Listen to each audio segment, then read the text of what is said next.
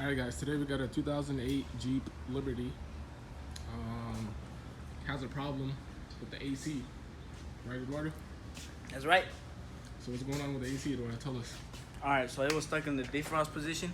And we have to figure it out. Well, not figure it out, we just have to fix the problem. We already figured it out, but... So, when you start the car, AC is blowing defrost, and it's not blowing when it's actually supposed to be blowing out of these front vents. So, most likely your problem, if you come down here underneath the dash,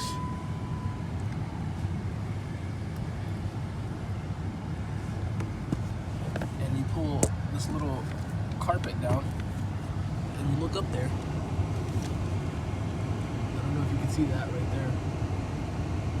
This thing right here, this module. It's a servo motor.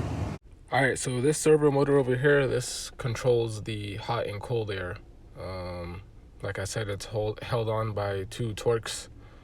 One over here and the other one's diagonally across. It's a T15, I believe, Torx. And if you remove that servo, you could access the blend door and you could adjust it manually. And that's if you don't want to replace the servo motor. It's not really that expensive. It's only $30. So you have the option of to replace it, or if you're in a pinch, you could just take off the servo motor and you could stick a pen or stick anything or a stick or anything in there. As you can see right there, that's that little red thing. That's the pen. And you see the little white lever?